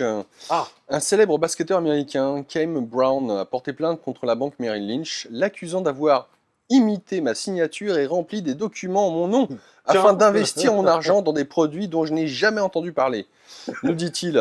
En résumé, Brown sait qu'il a 17 millions en compte chez Merrill. Il se rend à l'agence où il s'entend dire que son compte a été fermé car il n'y a plus rien dessus. Voilà. And it's gone. Tu sais, c'est dans South Park. And it's gone. Voilà. C'est un côté déjà vu, effectivement. C'est un côté totalement comme déjà vu. Par exemple, rappelons-nous, la JP Morgan qui a ruiné le millionnaire pilote de ligne qui a inventé dans les années 80 le système de réservation informatique Sabre. Comme les banques ont en effet imité les signatures de juges et envoyé des millions de saisies à des pauvres gens au nom de tribunaux et de juges qui n'ont jamais existé, cette arnaque de la Merrill Lynch ne nous étonnera guère, même si cela reste à prouver devant un autre tribunal. Voilà, c'est Bloomberg qui nous en informe. Donc voilà, ce qui marche bien. Là aussi, c'est une fausse news, selon M. Macron. Vous avez vu que M. Macron, Saint-Macron, a fait voter une loi pour punir les fausses news, les diffuseurs de fausses news. Donc à mon avis, je suis en tête. Je suis en tête de gondole, comme on dit là, pour le coup. La foudre de Dieu tombera sur l'Élysée, comme sur Vatican. Absolument, comme sur le Vatican. Le jour où Benoît XVI a démissionné, la foudre est tombée sur le Vatican. Et je rappelle que la foudre est tombée également sur l'avion de François Hollande. Et d'ailleurs, tu te souviens, j'avais dit qu'il ne finira pas son mandat à cause de ça. Il l'a fini. Non, il n'a pas fini, puisque... Non, il n'a pas fini. Non, c'est Apolline de Malherbe sur BFM qui a tout résumé. Au 1er décembre, il a abdiqué. Il a abdiqué. Abdiquer, ça veut dire quoi? C'est un terme qu'on utilise pour les rois. Ça veut dire qu'il prend sa couronne et il la dépose. Voilà. Et le pouvoir était donné. Alors, techniquement, tu as raison, il a fini son mandat, mais il n'a pas fini son. Il n'avait plus le pouvoir. Donc, je suis désolé, mais quelque part, j'avais raison sur cette affaire. Et d'ailleurs, il était en pleurs, le Hollande, quand il l'a annoncé, et qu'il ne se représentait pas. C'est vraiment fascinant. Donc, alors, maintenant, on va en Suisse. Là, nous avons une banque suisse qui a égaré 7 millions de dollars, rien que ça, de l'un de ses clients, évidemment. Pas les leurs, logique. Et si la banque a été condamnée à rembourser le client, elle avait bien entendu refusé de le payer, elle a attendu que le tribunal le condamne, et n'a payé que par contrainte, eh bien, elle a continué sa bataille en justice. Maintenant, elle accuse le client de ne pas avoir prouvé ce qu'il avait vraiment perdu. Alors, je sais plus... C'est énorme. Oui, mais le journal suisse, 20 minutes, se garde bien de donner le nom de la banque. Donc, si nos lecteurs suisses pouvaient nous donner le nom de cette banque, ça m'arrangerait parce qu'au moins, ça nous permettrait de compléter le papier. C'est quand même absolument incroyable. Les banques suisses sont toutes pourries jusqu'à l'os. C'est vraiment sûr. Et alors, comme le remarque notre lectrice, Madame Parel, le client a le défaut d'être turc. Bah oui, c'est tête de turc. Un premier article sur la façon très curieuse qu'on en a en Suisse de juger une affaire simple entre un client et sa banque. Je ne peux m'empêcher de penser que si le client avait été suisse, le résultat aurait été différent. Je suis tout à fait d'accord avec vous, Madame Parel. Bing, bénédiction sur vous. Alors là, on va au Japon, où les banques veulent garder l'argent des morts. Avec une population âgée, puisqu'en moyenne de 65 ans au Japon, les banques régionales voient leurs clients mourir les uns après les autres. Logique. Du coup, elles ont décidé de garder leurs économies afin de pouvoir elles-mêmes survivre. C'est logique. Donc voilà, alors attention, il ne s'agit pas d'un vol, comme la Commonwealth australienne, mais une tentative désespérée des petites banques de ne pas mourir, faute de clients. Voilà. C'est un peu comme toutes les ONG, là. On voit les pubs d'ailleurs à la télévision. Vous allez mourir, mettez-nous sur votre testament. Tu as vu cette pub? Non, je ne l'ai pas vu. Ah si, il y en a plein. En général, c'est pendant les vacances de Pâques, etc. Tu vois, quand il n'y a plus de pubs sur les écrans de télé, notamment BFM et VC News, eh bien, on a ces publicités d'ONG, genre Secours catholique et d'autres. Alors, tu parlais des morts, maintenant je parlais des enfants. La Commonwealth Bank, qui a eu les honneurs de la revue de presse il y a à peu près 2-3 semaines, est de retour. Rappelez-vous, précédemment, les banquiers n'hésitaient pas à facturer des conseils bancaires aux clients morts. Eh bien, cette semaine, les autorités de régulation australiennes ont découvert que les banquiers ont pioché dans les comptes enfants, ouverts par des gentils parents attentionnés. Ils n'ont pas hésité à casser les tirelires des gamins de 10 ans pour le mettre sur leur compte à eux. Quoi de plus naturel pour un banquier? Et avec une licence bancaire en plus, s'il te plaît. Je propose à la ministre de la Justice qu'on relâche tous les malfaiteurs qui ont eu le courage. On a une ministre de la Justice, mais complètement siphonnée, la pauvre fille. Non, mais tu la vois à la télé, mais tu sais même pas si elle a toute sa tête, quoi. C'est hallucinant. Bref, donc je lui propose qu'on relâche tous les malfaiteurs qui ont eu le courage, bah oui, d'attaquer une banque avec des armes à la main. Parce que franchement, du coup, ils passent pour des enfants de cœur. Des enfants de cœur. Oui. À côté des banquiers qui, eux, se servent directement dessus. Tout bien considéré, ils ne feront plus de mal, puisque les banques, désormais, n'ont plus un seul euro en agence. Bah oui, c'est logique, non? Puis ça va libérer quelques places en prison. Et c'était sur le Guardian. Merci à notre lecteur Michel, qui l'a repéré donc avant moi. Il nous dit d'ailleurs, après les morts et les vieux, il se tourne vers les enfants. Quelle époque! Bientôt, il faudra dire des banquiers la même chose que les Belges disent des Hollandais. Recomptez vos doigts après leur avoir serré la main. Moi je vous dirais, ne serrez pas la main de votre banquier déjà pour commencer. Déjà, vous avez peut-être une chance de vous en sortir. La dernière arnaque de la Banque Postale pour vous empêcher de partir, donc là nous sommes en France bien évidemment, une information vue sur Twitter, je cite « Quand j'ai fermé un compte à la Banque Postale, le guichetier m'a demandé si je voulais mes centimes. » Non. C'est énorme. Et il me fallait... Vous voulez vos centimes? Sinon je les garde, hein. Tiens, Banque Postale, non mais ils en sont là à gratter les centimes. Ça... Et il me fallait également l'autorisation des gens, alors ça c'est énorme, il me fallait également l'autorisation des gens qui avaient procuration sur mon compte. Alors ça, c'est invraisemblable. En tant que Pierre II, j'ai le privilège de maudire la Banque Postale. Banque Postale, vous êtes maudits, vous irez tous cuire en enfer, hein, littéralement. Et que tous vos clients se barrent, qu'ils aillent à la BNP, parce que la Banque Postale, c'est la banque la plus pourrie en France. Mais c'est du jamais vu. Vous vous rendez compte? Vous êtes propriétaire du compte et vous avez donné procuration éventuellement à votre si femme, jamais vous êtes malade, etc. Votre fils, Mais attendez, mais vous avez tout à fait le droit. C'est vous qui levez la procuration. J'annule la procuration. Au moment où vous fermez la compte, vous annulez la procuration. Point, terminé. Il n'y a pas de discussion. Non. Vous n'avez pas besoin d'avoir la permission. Il faut l'autorisation des Mais la Banque ceux qui ont Postale procuration. demande l'autorisation. Autrement dit, si vous avez divorcé de votre femme, par exemple, rien que pour vous embêter, elle va vous dire non. Hein. Non mais c'est du n'importe quoi, ce sont des voleurs. Banque Postale, voleurs. Vous êtes pourris et je vous maudis. Voilà. Un autre lecteur, cette fois Edmond, qui nous dit ceci, je cite « J'ai appris une chose, que la Banque Postale se réserve le droit de clôturer des comptes, même des clients fidèles de plus de 30 ans, écoutez ça. Si ces derniers ont des comptes trop souvent à découvert. » Non mais écoutez la suite. Surtout. Un ami a été victime de cela et n'a pas pu se défendre. Il ne peut plus toucher son salaire. Voilà, tu n'as plus de compte bancaire, tu es mort socialement. À chaque fois, on revient au livre de 777, c'est quand même incroyable. Vous ne pouvez pas avoir de compte bancaire, vous êtes mort. Hein, vous êtes à la merci de votre banquier. Et malheur au pauvre, parce que tous les gens qui tirent le diable par la queue, excusez-moi, elle était facile, qui sont à découvert, donc, tombent sur ce genre de problème. Et vous allez voir qu'on en a d'autres d'informations. Quand bien même vous avez un compte chez eux depuis 30 ans, ce qui est énorme. Comme quoi, finalement, vous n'êtes qu'un numéro... Et si vous pouvez raquer, vous raquez. Si vous ne pouvez pas raquer, on vous vire. Voilà, exactement. Tout autre chose maintenant avec les chiffres de la Banque de France sur le surendettement. Et en 5 ans, plus d'1 million de dossiers supplémentaires ont été déposés. La crise est passée par là. Il y a une tendance lourde et inquiétante, un profil type de surendetté en quelque sorte, des personnes seules. Cela concerne 64,2% des surendettés. Et c'est encore plus difficile quand on atteint une certaine tranche d'âge, au-dessus de 55 ans. Alors là, c'est un papier qui s'appelle Héloïse Benamou. Avait raison. Héloïse, bisous à vous. D'un côté, on surmédiatise la petite fraude pour culpabiliser, justifier les suppressions prochaines d'aides sociales. De l'autre, nos dirigeants, M. Macron, M. Philippe, créent volontairement des déficits pour obtenir l'objectif ci-dessus et laisser la grande fraude sans punition, nous dit notre lecteur Spartacus. C'est dans l'Humanité, le journal descendant. Alors, Unédic, les évadés fiscaux font leur beurre sur l'argent des chômeurs. Ah, c'est drôle, l'humanité se réveille. Mais l'humanité n'a jamais eu le courage, les burnettes, les noisettes, pour parler du livre d'Héloïse Benamou. C'est intéressant, Kleptocratie française. Les journalistes de l'humanité sont des trouillards, c'est invraisemblable. Alors, des citoyens ont retracé le circuit très opaque de la dette de l'assurance chômage française. Tiens, leur enquête montre que Alors attends, en plus c'est des citoyens, c'est même pas les journalistes de l'humanité. Tu vois à quel point ils sont nuls, quoi. C'est invraisemblable. Et les journalistes de l'UMA, mais vraiment, quelle bande de pecnos vous êtes, hein, c'est hallucinant.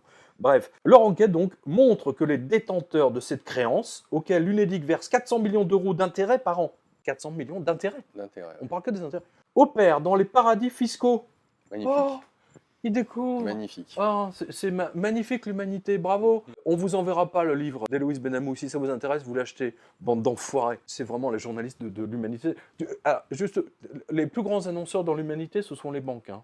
En général, c'est l'Association française des banques, je me souviens. J'avais vu une pub pour, dans l'humanité, j'ai halluciné, je comprenais pas. Autant pour la presse communiste. Hein. Voilà, lire ici l'humanité, journal de Pouilleux, qui découvre les scandales 2 ans ou 3 ans après tout le monde. C'est vous, mon cher cardinal, qui nous parliez qu'aujourd'hui, je ne sais plus quel journal, c'est Challenge, je crois, qui maintenant utilise un logiciel d'intelligence artificielle pour écrire les articles. Alors, ou c'est un autre journal? Non, c'est un autre journal. C'est lequel?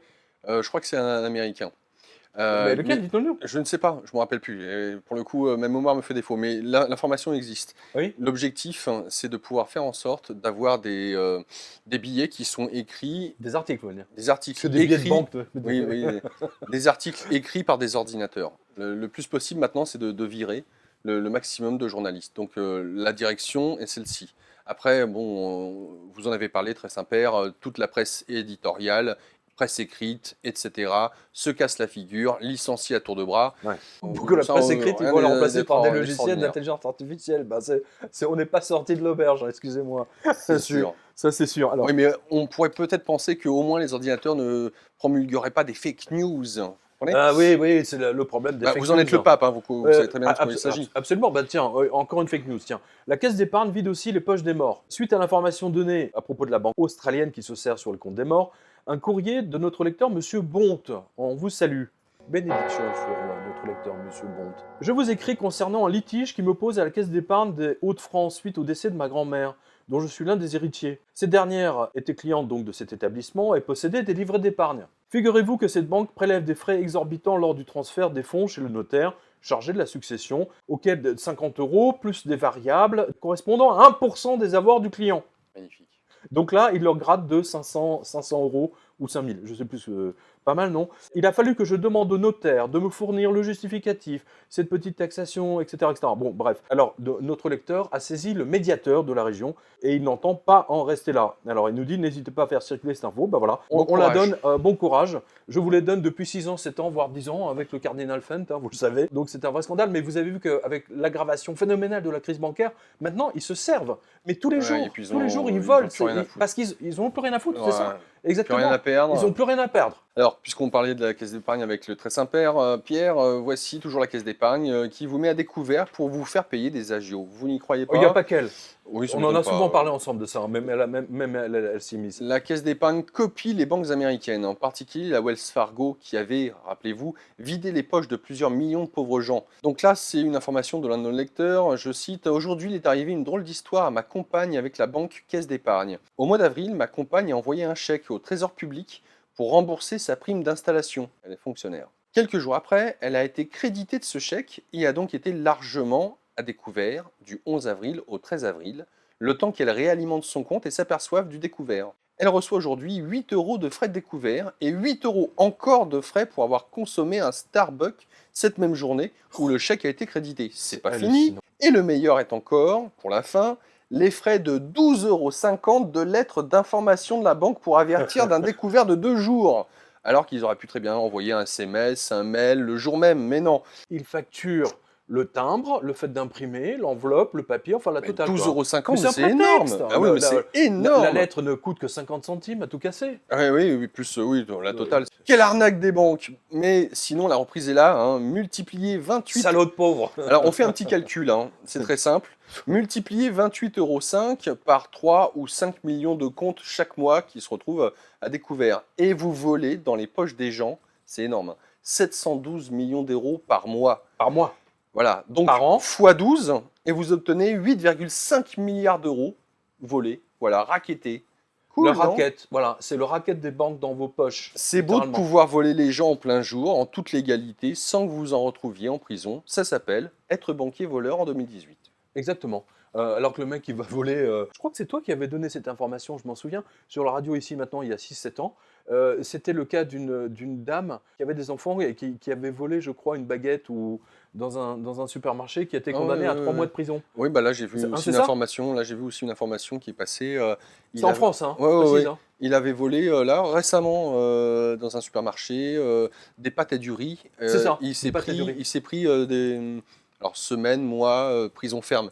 Donc, je me disais en moi-même, et c'est la réflexion qu'on s'était faite nous deux lorsque j'avais eu cette information, c'est qu'au moins il sera nourri, logé, blanchi en prison. Mais c'est ce que font les Américains.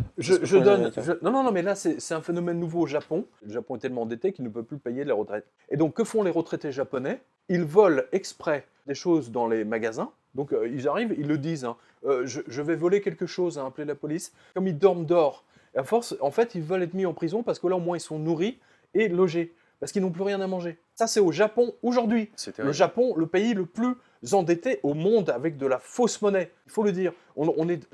La planète est totalement endettée. On va vers une explosion globale totale. Une dette colossale, 1,2 milliard de yens, soit 15 zéros, mais aussi quelques 7 700 milliards d'euros. Le Japon est le pays le plus endetté de toutes les nations. Selon le FMI, sa dette représente environ 245% du PIB. Le gouvernement du conservateur Shinzo Abe a annoncé hier un plan de réduction des dépenses publiques. En 2 ans, il se chiffre à 62 milliards d'euros. Le remboursement de la dette représente un quart des dépenses du budget nippon entre avril 2013 et mars 2014.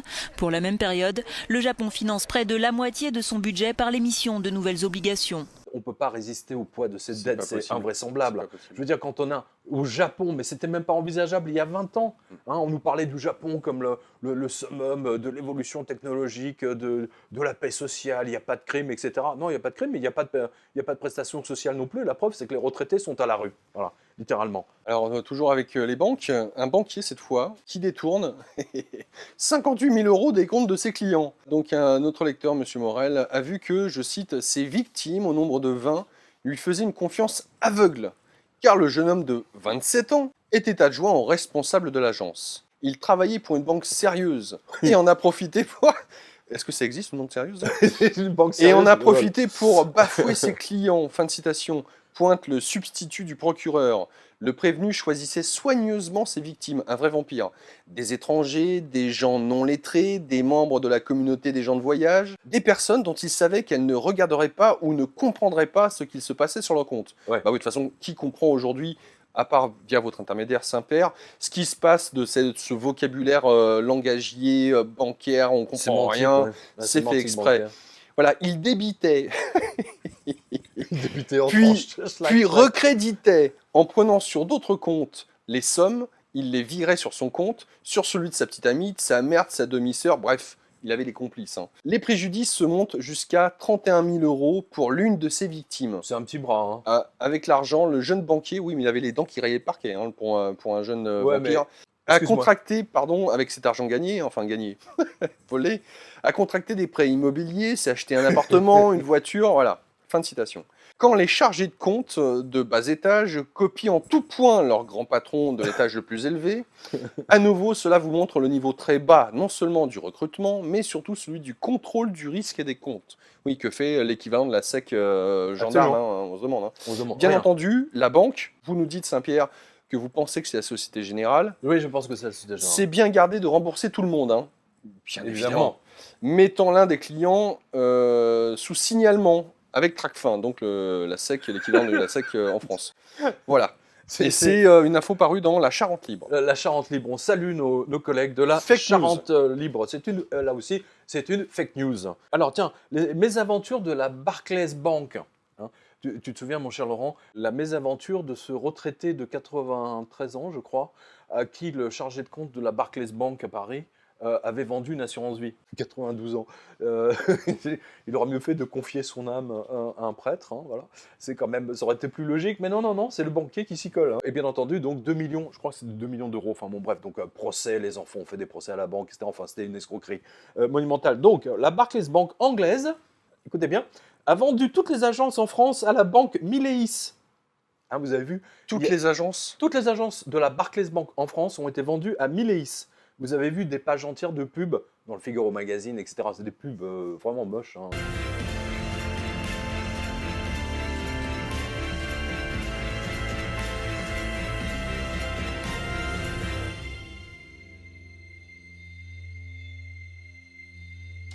Putain, les mecs, ils sont même pas foutus Oh, maintenant, ils d'embaucher sont une bonne agence de pub, quoi. C'est Ouais, assez ils dingue. Alors, elles ont été vendues au fonds d'investissement parce que derrière la banque Mileis, en Qui fait. se cache? Ouais, qui se cache derrière la banque Mileis? Voilà, bon, on va vous le dire. Anacap, on en a déjà parlé, dans laquelle Goldman Sachs a des parts via un jeu de billard à 3 bandes. Bah, tu connais Goldman. Hein. Il faut dire que le nom même de cette banque, Barclays Bank, a été sali par divers scandales et je pense que nous y avons contribué largement, hein, on peut se flatter d'un truc, au changement de nom. En revanche, dans le reste du monde, Barclays Bank n'a pas réussi à trouver un pigeon pour la renflouer.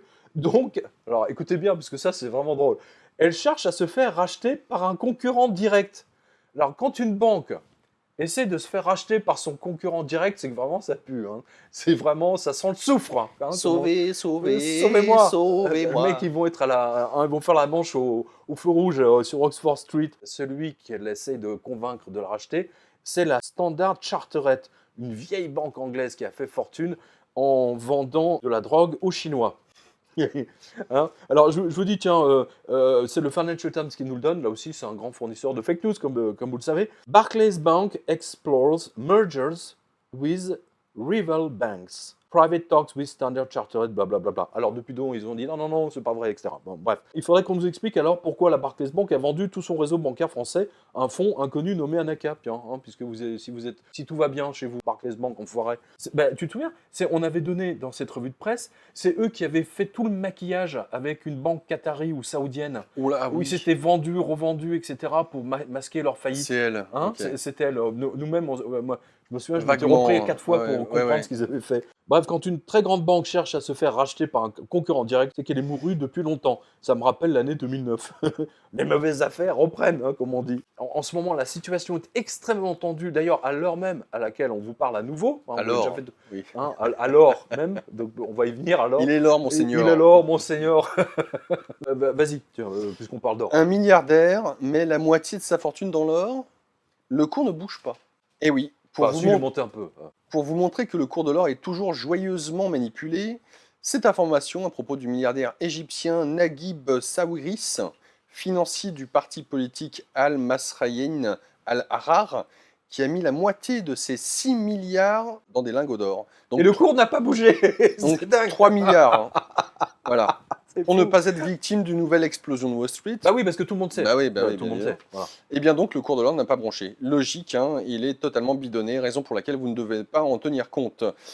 Sawiris est défavorablement connu des Grecs, à qui il avait proposé de racheter une île afin d'y héberger tous les migrants en provenance d'Afrique. Ouais. Il va de soi que les Grecs ont failli avoir une crise cardiaque en entendant la proposition. Tu m'étonnes. Et c'est sur Kaiser.com, notre ami Kaiser. Notre ami Max. Ouais, pour Bonjour le croire. Max, puisqu'on parle de ça. Alors, l'or est la seule bouffée d'air frais, j'allais dire, dans ces pays en faillite. Alors, je vous le donne dans l'ordre. La lire turque a été massacrée au point que la population craint maintenant que sa monnaie finisse comme le bolivar, dans le caniveau. Mais, vous vous souvenez, il y a 1 ou 2 ans, les banques turques demandaient aux citoyens de leur vendre leur or. Leur vieil or, je précise, pas le nouveau. Hein, ou de le mettre en garde chez eux, hein, dans un coffre. Bah voyons. Hein, et puis, donc la lire turque, elle est mourue. Voilà. Et M. Erdogan a même supplié les citoyens turcs, de ne pas acheter des devises étrangères. Bah, tu m'étonnes qu'ils vont se précipiter pour le faire, hein, pour sauver leurs économies. Sinon, ils vont se faire rétamer, les mecs. Rétamer. Bref. Ensuite, Venezuela. J'en ai parlé peut-être tout à l'heure. Le bolivar ne vaut même plus son poids en papier. Oui. c'est quand même fort. C'est quand même fort. Parce que c'est... Non, mais c'est dingue. L'inflation du pays décrite dans le livre 666, on en a parlé là aussi ensemble, est celle qu'ont connue les Yougoslaves sous la dictature du banquier fou Milosevic, ou les Allemands sous Weimar. Seuls ceux qui ont transformé leurs économies en pièces d'or passent au travers, je vous le dis. Je vous en supplie, ne m'envoyez pas 20 000 messages. Là, comme, sur quotidien.com, en haut, vous avez tout sur l'or. Hein, vous avez Joubert, vous avez CCO, vous avez le comptoir national de l'or, je crois. Vous avez tous les PDF, les machins, etc. Pour savoir ce que vous devez faire ou pour répondre à vos questions. Donc, seuls ceux qui ont transformé leurs économies en or passent au travers. On ne sait pas trop comment cela va se terminer, car tous les habitants, maintenant, écoute bien, parle du régime Maduro. Alors, c'est pas un régime politique, c'est un régime alimentaire.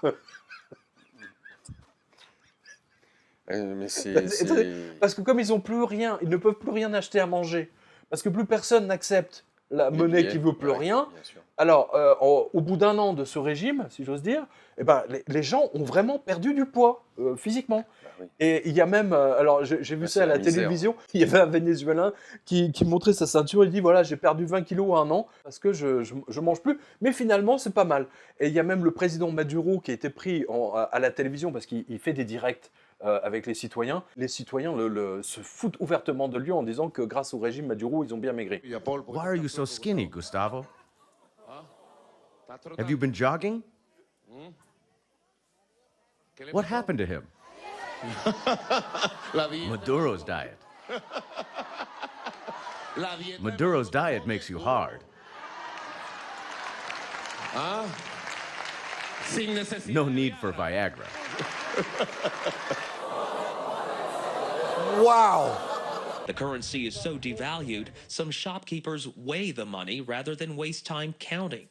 And if residents are lucky enough to find food on the shelves, prices are out of sight. This plantain costs what your house cost 25 years ago. Wow. I mean, there's clearly two options there. Either inflation is completely out of hand, or that is one incredible plantain.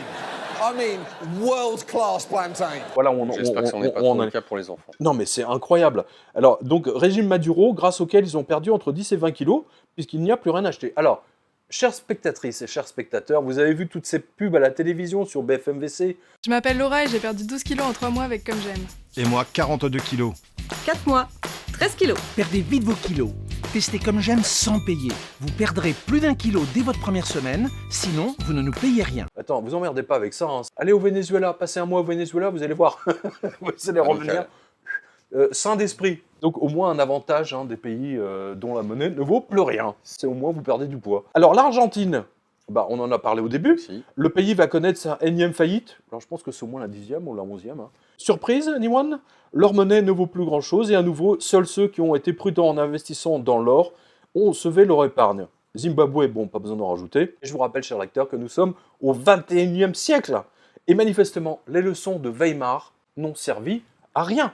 Et de Hitler n'ont pas été retenues. C'est incroyable. C'est invraisemblable. La fausse monnaie amène les dictatures. Des vrais dictateurs. Relisez Weimar, enfin si vous ne l'avez pas lu, mon dernier livre sur Weimar justement, c'est complètement dingue. Tous ces pays-là, Venezuela, Argentine, Zimbabwe, etc., tous ces pays, eh bien, devinez ce que font les gens, et ils mettent tout ce qu'ils peuvent dans les crypto-monnaies, parce que c'est la seule chose qu'ils peuvent. Qui reste. Le gouvernement les empêche d'acheter de l'or, évidemment, enfin, il complique la chose. Et tiens, alors justement, pas besoin de tout lire, mais devinez qui se met dans les crypto-monnaies, j'en ai déjà parlé à plusieurs reprises, mais Goldman vous Sachs. allez le voir. Parce que Goldman Sachs, évidemment. Ils n'ont aucune emprise jusqu'à maintenant. Alors autant ils critiquent d'un côté, et puis de l'autre, ils disent on va quand même investir dans les crypto-monnaies. Le mot d'ordre des médias vendus aux banques a été de tuer le Bitcoin et les crypto-monnaies puisqu'elles concurrencent directement, de manière sauvage, les banques elles-mêmes. Cependant, si Goldman Sachs a crié au loup, condamnant officiellement les cryptos, officiellement également la banque a décidé d'acheter une plateforme pour en vendre. Carrément, voilà. Cherchez la logique. Cherchez l'erreur. Faites ce que je dis, mais faites pas ce que je fais. Exactement. Exactement. Donc ça, c'est la première étape. La seconde vient de tomber. Merci à notre lecteur Christophe. Je cite Rana Yared, directrice générale de Goldman Sachs, a déclaré qu'après avoir été inondée par des demandes de ses clients, la banque allait leur permettre de spéculer sur le Bitcoin. Lorsqu'un client nous confie, je cite, « Je veux détenir du Bitcoin ou des contrats à terme, car je pense qu'il s'agit d'une réserve de valeur alternative, cela nous interpelle, dit-elle. Même si les détails de cette initiative restent vagues, Goldman Sachs ne devrait pas commencer par offrir à ses clients un moyen d'acheter et de vendre directement du Bitcoin. Une variété, entre guillemets, d'instruments financiers, avec, pour commencer, des contrats à terme, devrait dans un premier temps être proposés. Donc, lire ici Crypto-Finance, qui nous en informe. Voilà, merci à eux. Comprenez par là, vendre et acheter quelque chose qui n'existe pas, puisqu'il s'agit de mise sur les montées ou descentes du cours du Bitcoin, une grande spécialité de la Goldman Sachs. Et surtout, in fine, baisser le cours des cryptos. Ben oui, parce que ça leur permet de tout racheter.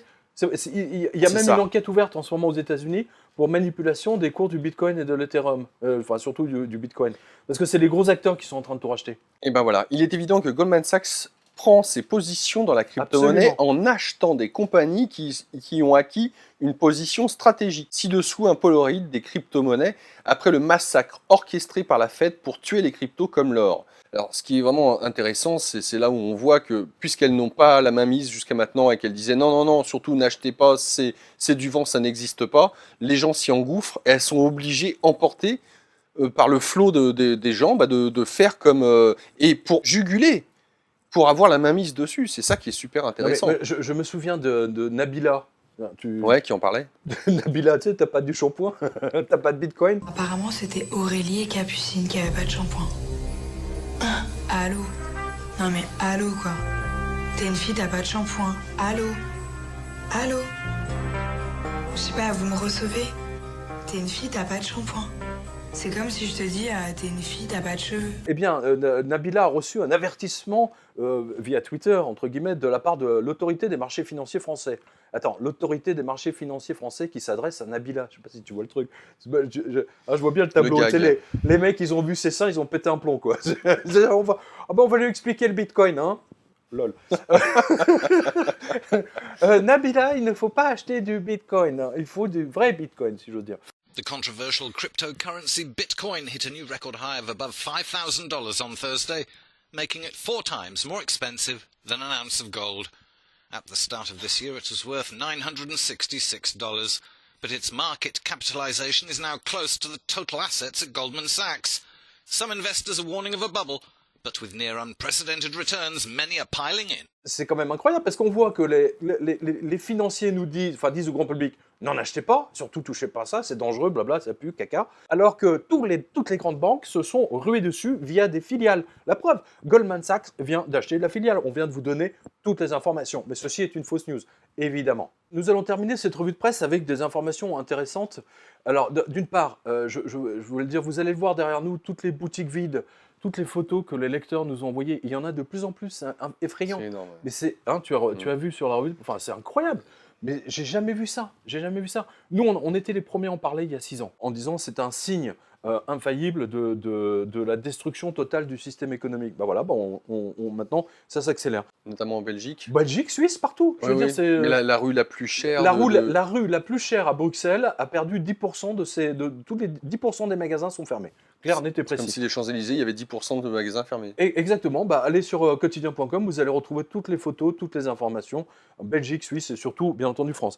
Mais avant, je vais vous parler des vols, parce que maintenant, tout est volé, tout et n'importe quoi. Alors, par exemple, dans la ville de Rosières, en Santerre, ça porte bien son nom quand même quelque part, la municipalité a une mauvaise surprise. Les fleurs de la commune ont été dérobées à plusieurs endroits. Non, c'est incroyable, quoi. Tout ça en une nuit. Tout ça en une nuit. Ensuite, le journal L'Avenir nous apprend que dans le petit village de Philippeville, les voleurs sont partis avec 7 agneaux emportés en plein jour. Et toujours dans la catégorie animaux, un client de la jardinerie Floralie Garden de Bétheny a subtilisé un perroquet. Et pas n'importe lequel, la mascotte du magasin Oasis, perroquet Youyou, dont l'espèce est originaire du centre-ouest de l'Afrique. C'est un perroquet qui parle, donc manifestement. C'est fou, moi je pense qu'il devrait voler BFM. BFM et toutes les télés et radios qui vous donnent pas d'infos, qui sont juste les perroquets de la fausse info. Parce que la fausse info, elle vient de BFM, pas de nous. Voilà. Et, mon cher cardinal Fent, à vous l'honneur pour cette dernière information qui concerne quelque chose de très spirituel finalement et qui vous donne le tempo de ce qui va se passer, de ce qui se passe au Vatican quelque part. Alors, cette semaine, nous avons 2 vols étonnants. Commençons par celui du clocher de l'église du Mont Sainte-Geneviève en Belgique, qui ne pesait pas moins de 782 kilos. 782 kilos. Les voleurs avaient bien calculé leur coût, et la cloche sera très certainement fondue, puisqu'en général, les cloches sont en bronze. Lire ici Sudinfo, merci à notre lecteur, Monsieur Nichols. Enfin, le second concerne le vol d'une récolte d'asperges. Un agriculteur de Clermont-Lérault, victime d'un vol d'asperges le week-end dernier, met en garde l'auteur du larcin contre une possible gastro-entérite. Écoutez bien, vous allez rire, les asperges dérobées venaient tout juste d'être traitées avec les engrais. Donc Éric Imbert, agriculteur de 51 ans installé à Clermont-Lérault, a découvert le week-end dernier que son aspergeraie avait été saccagée par un ou plusieurs voleurs. Au total, près d'une dizaine de kilos d'asperges se sont volatilisés. Et l'agriculteur nous dit « Ça fait 29 ans que je produis des asperges et je n'avais jamais vu ça. » Voilà, c'est intéressant, ça vous montre bien que ce sont vraiment des informations extrêmement pertinentes parce que ça vous donne un Polaroid. Je veux dire que pour aller chercher des asperges, mais c'est les mecs qui sont il faut vraiment en vouloir. Les sans-dents ont faim. Les sans-dents ont faim. Hein. Et puis en plus, quand t'as pas de dents, les asperges, c'est pratique quand même, quelque part. Voilà. Donc ils ont volé la cloche aussi, hein, vous avez vu. Hein, voilà. Je sais pas comment, mais c'est un sacré logistique hein, pour voler 700, presque une tonne, quoi. Comment ils ont pu faire ça, c'est un truc de dingue. C'est hallucinant. Donc, et on va terminer cette revue de presse avec ce qui se passe au Vatican. Alors, vous avez cette information-là, le Vatican dans la tourmente d'un énième scandale homosexuel. Un prostitué homo mêle escorte, du nom de Francesco Mangiacapra, a produit un dossier de 1200 pages. Waouh. Dans lequel sont impliqués de nombreux prêtres menant une double vie entre leur ministère et un compagnon homosexuel. Ils déclarent ne plus supporter une telle hypocrisie. Ils sont consignés aussi des noms des séminaristes, des photos, des messages, blabla, des WhatsApp, enfin la totale. Le tout a été envoyé à l'archevêque de Naples, le cardinal Crescenzio Seppe. Je me souviens que la RAI avait posé une caméra dans une voiture, juste parce qu'en face du Vatican, il y a une espèce de sauna. Vous voyez le tableau. Et donc, ils ont mis une caméra cachée là-dedans. Et le soir, à partir de 21h, ils ont vu tous les cardinaux, les machins, etc. qui veut... C'est la fête du slip. C'est la fête du slip, voilà. Donc, ça vous montre bien que le Vatican, aujourd'hui, est pourri jusqu'à l'os. D'ailleurs, la preuve. Le pape est hérétique, c'est officiel. Alors, j'ai vu ça sur le Grand Réveil. Alors, c'est une explication très théologique pour expliquer pourquoi il est hérétique. Bon, on n'a pas besoin de ça. Hein, parce que déjà, un pape catholique qui demande d'accueillir tous les migrants musulmans, etc., on voit ce que ça donne en Allemagne, en Suède, etc., dans toute l'Europe, hein, des viols, des machins, des trucs, bon, on en passe des meilleurs. C'est absolument effroyable. Donc on a un pape qui défend l'islam. Je pense que l'islam n'a pas besoin du pape, hein, déjà. Hein, donc François, tu es un hérétique, hein, tu es un usurpateur et un imposteur. Voilà. Et le Vatican, le nouveau, il est ici. Voilà, avec le cardinal Fent et moi-même. Et alors, on a un autre exemple. Monseigneur Jean-Marc Abline, évêque auxiliaire de Marseille et président du Conseil pour les relations interreligieuses, des nouveaux courants religieux au sein de la conférence des évêques.